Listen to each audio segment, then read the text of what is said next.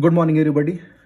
Today I am going to start the topic latent heat. और ये topic अपने आप में एक बहुत इंपॉर्टेंट टॉपिक है इस चैप्टर से। तो इस टॉपिक को स्टार्ट करने से पहले मैंने 3 यहाँ डिफरेंट वर्ड्स लिख के रखे हैं। Try to understand the meaning of this 3 words: freezing point, melting point और बॉइलिंग पॉइंट।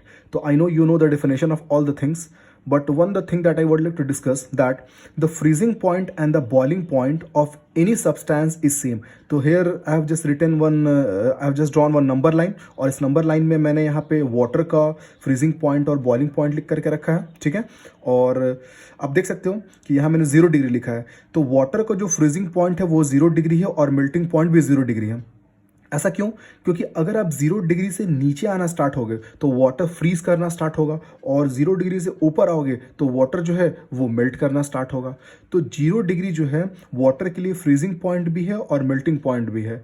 तो किसी भी सब्सटेंस का जो फ्रीजिंग पॉइंट होता है और जो मेल्टिंग पॉइंट होता है वो बिल्कुल सेम होता है। जैसे फॉर एग्जाम्पल आप कोई एग्जाम देते हो, तो सपोज करो एग्जाम में 33 मार्क्स आप लाते हो तो पास, और 33 मार्क्स नहीं लाते हो तो आप फेल। तो वहाँ पे 33 मार्क्स डिसाइड कर रहे हैं, तो इसका मतलब 33 से बिलो यू आर फेल, 33 से अबव पास। तो पास फेल को रिलेट कौन कर रहा है? 33। तो वैसे ही यहाँ पे वाटर के लिए 0 डिग्री जो है वो फ्रीजिंग पॉइंट भी है और मेल्टिंग पॉइंट। 0 डिग्री से कम होगा तो वो ऑब्जेक्ट फ्रीज करना स्टार्ट होगा, 0 डिग्री से ऊपर जाओगे तो वो ऑब्जेक्ट मेल्ट करना स्टार्ट होगा। और वाटर का जो बॉइलिंग पॉइंट है वो है 100 डिग्री सेल्सियस, ठीक है। तो इस टॉपिक को समझने के लिए मैं आपके सामने एक एक्सपेरिमेंट डिस्कस करने वाला हूँ। To try to understand the experiment, तो what I have done, I have taken simply a beaker, and in this beaker I have just taken some ice cube and I have just inserted one thermometer in this. Now I have noticed the temperature of that ice. The temperature of the ice was 0 degrees Celsius, and I have done some observations, और उस observations को मैं आपको बताता हूँ वो observations क्या है। तो try to see it very carefully so that you can also understand the concept of latent heat very well. तो first of all, time, temperature and state. The 3 observations I have seen today after doing this experiment. Try to understand. The very first observation was that when I have just inserted this thermometer in the ice cube, I have seen it was the temperature 0 degrees Celsius. Now what I have done, I have taken one burner and lighted the burner. So when I have lighted the burner, it means I am just supplying heat energy to it, है ना। मैं जैसे burner को जलाया, मैं ऐसे heat energy provide कर रहा हूँ। और हीट एनर्जी प्रोवाइड करने के बाद मैंने देखा क्या कि 3 मिनट्स तक मैंने कॉन्स्टेंटली इसे हीट किया, और 3 मिनट तक मैंने कॉन्स्टेंटली इसे हीट किया। तो मैंने देखा क्या कि ये जो टेम्परेचर जो शो करने के लिए थर्मोमीटर है वो कॉन्स्टेंटली 0 डिग्री पे है। मतलब 3 मिनट तक मैंने उसे हीट किया और इसका टेम्परेचर बिल्कुल भी चेंज नहीं किया, वो बिल्कुल कांस्टेंट था। मतलब 0 to 3 मिनट जो उसका टेम्परेचर था वो था कांस्टेंट, जो कि 0 डिग्री था। लेकिन इस समय मैंने क्या देखा कि जितने भी आइस थे वो मेल्ट करके लिक्विड हो चुके, मतलब वाटर बन चुके थे। मतलब जो सॉलिड था वो कन्वर्ट हो चुका है आपके पास लिक्विड स्टेट में। तो ये मेरा फर्स्ट ऑब्जर्वेशन था कि मैंने 3 मिनट तक उसे हीट किया, लेकिन हीट करते समय टेम्परेचर जो है वो बिल्कुल भी राइज नहीं किया, वो कॉन्स्टेंटली 0 डिग्री पे था। लेकिन उस समय मैंने क्या देखा कि जितने भी आइस थे वो मेल्ट करके सारे वाटर में आ गए।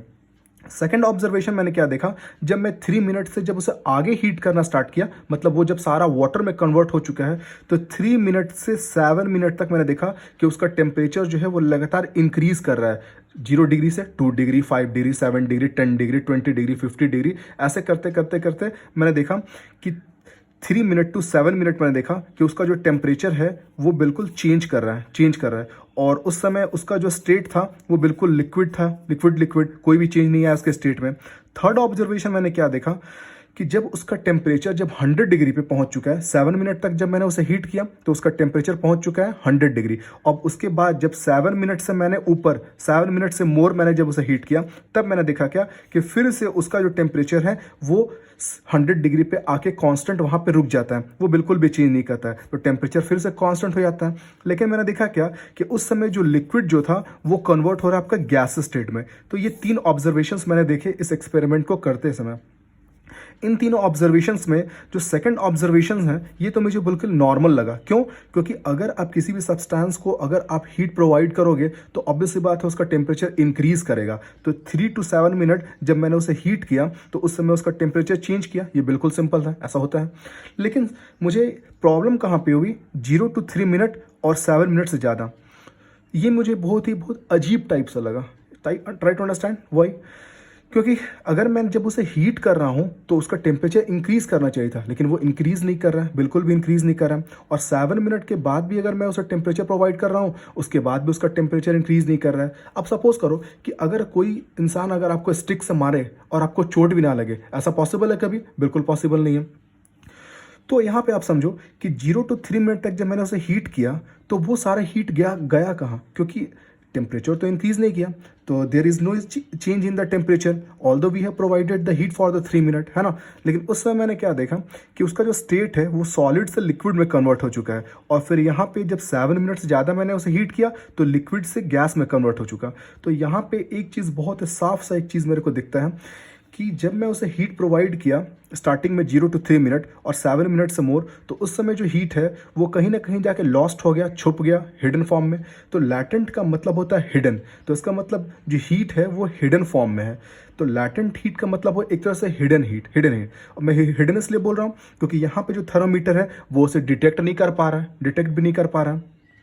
तो लैटेंट हीट, आप डिफिनेशन आप देख सकते हो, बहुत सिंपल मैंने लिख के रखा है, the amount of heat that is absorb by a substance during melting and boiling. आप देख सकते हो कि जब ये आइस मेल्ट कर रहा था उस समय मैंने जब इसे हीट किया और उसके बाद जब ये वाटर बॉयल करना स्टार्ट किया तो the amount of heat that is absorb, क्योंकि उस समय मैं जो हीट प्रोवाइड कर रहा था वो सारा वो सब्सटेंस एब्जॉर्ब कर रहा था। क्यों एब्जॉर्ब कर रहा था? क्योंकि थर्मामीटर में बिल्कुल भी टेम्परेचर का राइजिंग नहीं दिख रहा था। Now the amount of heat that is absorb by a substance during melting और boiling which cannot be detected by thermometer. यही मैंने आपको बताया कि जब मैं इसे हीट प्रोवाइड कर रहा हूँ मेल्टिंग के समय और बॉइलिंग के समय तो थर्मामीटर जो है उसे डिटेक्ट नहीं कर पा रहा है। IE which is in the hidden form because it cannot be detected by thermometer, it is known latent heat. So I hope you can write the definition by your own also. Once again I am repeating, the amount of heat that is absorbed by a substance during melting or boiling which cannot be detected by the thermometer, IE which is in the hidden form is known as latent heat, है ना। अब यहाँ पे सबसे important question आता है कि उस लैटेंट हीट का इंपॉर्टेंस कहाँ पे है, इंपॉर्टेंस का यूज़ कहाँ है। तो मैंने देखा क्या कि जब मैंने उसे हीट प्रोवाइड किया 3 मिनट तक तो उसका टेम्परेचर बिल्कुल भी इंक्रीज़ नहीं किया, लेकिन मुझे क्या दिखा कि उसका जो स्टेट है वो सॉलिड से लिक्विड कन्वर्ट हुआ। और यहाँ पे भी जब 7 मिनट से मोर मैंने उसे हीट किया तो उसका टेम्परेचर कॉन्स्टेंट था, लेकिन वो लिक्विड से गैसेस फॉर्म में कन्वर्ट हुआ। तो इसका मतलब ये हुआ कि जब मैं उसे हीट कर रहा था तो उस समय टेम्परेचर इंक्रीज़ नहीं किया और उस हीट को लेकर के वो जो सब्सटेंस है उसने अपना स्टेट को चेंज कर लिया। तो आप देखो importance of latent heat, this heat get used up in changing the state by overcoming the force of attraction between the particles. ये मैंने आपको पहले बता दिया था कि overcoming the force of attraction between the particle, इसका मतलब क्या होता है लास्ट वीडियो मैंने डिस्कस किया था, kinetic energy of the molecules. तो यहाँ पे जो भी हम लोग उसे हीट प्रोवाइड कर रहे हैं उस हीट को लेकर के वो जो सब्सटेंस है वो अपना स्टेट को चेंज कर ले रहा है, स्टेट को सॉलिड कन्वर्ट हो जा रहा है लिक्विड और लिक्विड कन्वर्ट हो जा रहा है गैसेज में। तो यहाँ पे ये लैटेंट हीट का इंपॉर्टेंस है, ठीक है। तो आप यहाँ पे देख सकते हो कि लैटेंट हीट मैंने ऑब्जर्वेशंस में आपको दिखाया 2 times। First time when it was melting and when it was just converting into liquid to the gases। तो यहाँ पे 2 times you are able to see the latent heat। तो इस पे ही जो latent heat है उसको 2 parts में divide किया गया है। types of latent heat of fusion means when any substance is going to change from solid to the liquid state, it is called the fusion। so the amount of heat that is absorbed by a substance of unit mass to convert the solid into the liquid state at atmospheric pressure during the conversion during the conversion of state the temperature remain constant. तो मैंने आपको ये बताया था fusion के समय में कि जब आइस जब मेल्ट कर रहा है, आइस जब मेल्ट करता है तो उस कंडीशन को हम लोग फ्यूजन बोलते हैं। The amount of heat that is absorb by a substance of unit mass to convert the solid into the liquid state at atmospheric pressure during the conversion of the state the temperature remain constant. मतलब उस समय temperature बिल्कुल ही constant होता है। यहाँ पे आप देख सकते हो eight atmospheric pressure. Atmospheric pressure यहाँ पे एक बहुत इंपॉर्टेंट वर्ड है क्योंकि लास्ट वीडियो में मैंने डिस्कस किया था कि प्रेशर भी एक बहुत ही इंपॉर्टेंट फैक्टर है जो रोल प्ले करता है for the inter conversion of the state of one state from one state to the another state. तो यहाँ पे जो एटमॉस्फेरिक प्रेशर होता है उसको मेरे को कांस्टेंट रखना पड़ता है। कोई भी एक्सपेरिमेंट को करते समय जो एटमॉस्फेरिक प्रेशर है उसको हमको नॉर्मल लेना पड़ता है, क्योंकि अगर प्रेशर चेंज करेगा तो definitely the result of this experiment will be also changed. Now once again see here in the third case, when I have just heated it 7 and more, you see the temperature is constant, but it converted from liquid to the gaseous state. So that is called the vaporization. Vaporization means conversion of the liquid to the gaseous state. So see, the amount of the heat that is absorbed by a substance of unit mass to convert the liquid into the gaseous state at atmospheric pressure, during the conversion of state the temperature remain constant.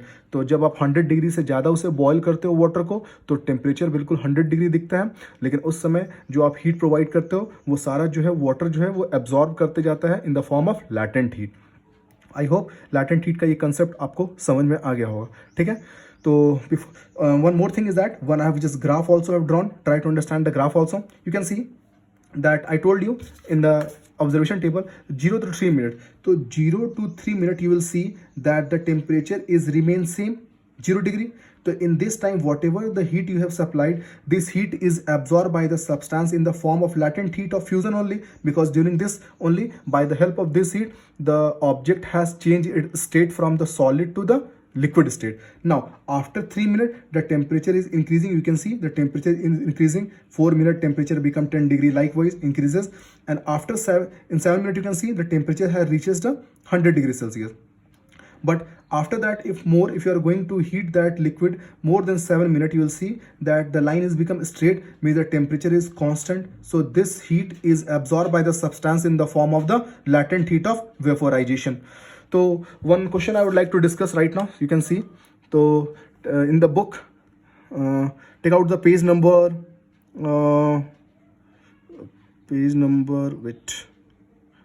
This is the page number 12. Page number 12. One question is that why ice at 273, you can see, why ice at 273 more effective in cooling than water at same temperature. इस question का मतलब ये है कि एक जो ice है वो ज़्यादा कूलिंग इफेक्ट दिखा सकता है वाटर से एट 0 डिग्री सेल्सियस. मतलब एक वाटर जो कि 0 डिग्री सेल्सियस पे है और एक आइस जो कि 0 डिग्री सेल्सियस पे है, तो दोनों में ज़्यादा कूलिंग इफेक्ट किसका होगा? तो आंसर होगा आइस. क्योंकि आप देखो, क्योंकि वाटर जो 0 डिग्री सेल्सियस पे है वो आइस से वाटर में कन्वर्ट हुआ है, और आइस से वाटर कन्वर्ट होने के समय उसने कुछ हीट को एब्जॉर्ब किया है इन the form of latent heat. तो इन दोनों में अगर मैं कंपेयर करता हूं तो आइस का टेम्परेचर कम होगा, मतलब वो ज़्यादा अच्छा कूलिंग इफेक्ट दिखाएगा compare to the water at 0 degree Celsius. क्योंकि वाटर जो 0 डिग्री सेल्सियस पे है उसने कुछ हीट को एब्जॉर्ब करके रखा है. क्यों? क्योंकि जब वो आइस से वाटर में कन्वर्ट हो रहा था तो उसने कुछ हीट को एब्जॉर्ब किया था. One more question is that कि what produces more several burn of boiling water और स्टीम. तो यहाँ पे क्वेश्चन है कि अगर एक वाटर है जो कि 100 डिग्री सेल्सियस पे है और एक स्टीम है जो कि 100 डिग्री सेल्सियस पे है, तो दोनों में से ज़्यादा जो है आपके अगर हाथ में गिर जाता है तो ज़्यादा बर्निंग इफेक्ट किसका होगा? तो इसका आंसर होगा steam. Why? Because you know that when you provide the temperature to the water, it will just start boiling. But if you are going to provide the more heat, then that heat is going to be absorbed by the steam in the form of latent heat. तो यहाँ पे अगर आप water को अगर heat provide करो तो boil करना स्टार्ट होगा, और ज़्यादा टेम्परेचर प्रोवाइड करोगे तो वो सारा हीट जो है वो एब्जॉर्ब कर लेगा स्टीम, और स्टीम के पास ज़्यादा टेम्परेचर होगा. तो स्टीम के पास ज़्यादा टेम्परेचर होगा, why? In the form of latent heat. Therefore steam will just produces the more severe burn than compared to the water at same temperature, that is the 100 degree Celsius. So I hope this concept has been clear for you.